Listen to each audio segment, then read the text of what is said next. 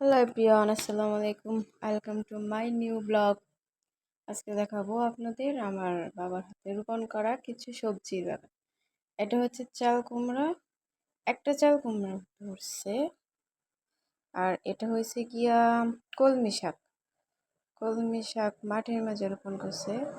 আর এগুলো হচ্ছে গিয়া কাঁচামরিচ।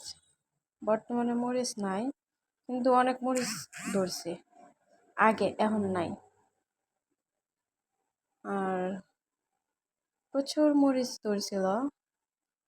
আর এগুলা কি জানি, আমি নাম জানি না, এটার নাম আমি সঠিক জানি না।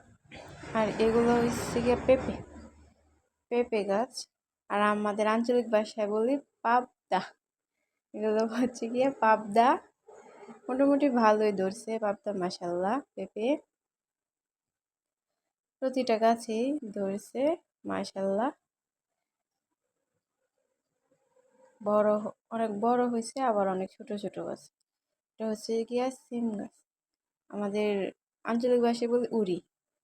আর এগুলো হচ্ছে ঢেঁড়স, বেগুন গাছ। এই যে ছোট্ট একটা বেগুন ধরছে, এদিকেও একটা ধরছে।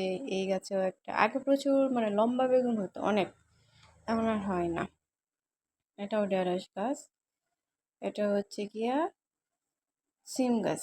এটা হচ্ছে একটা কলা, মানে কলা ছড়ি ধরছে একটা কলা গাছে, অন্যগুলা ধরে নাই।